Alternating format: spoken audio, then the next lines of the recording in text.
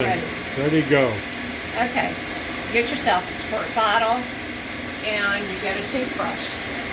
This is what I was taught at William Holland Lapidary School of Arts to save the wheels.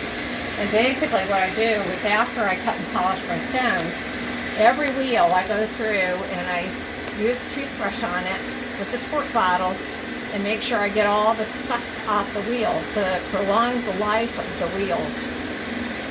Yeah, I'm cheap.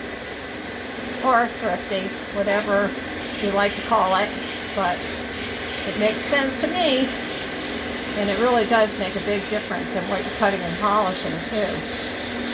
But there it is.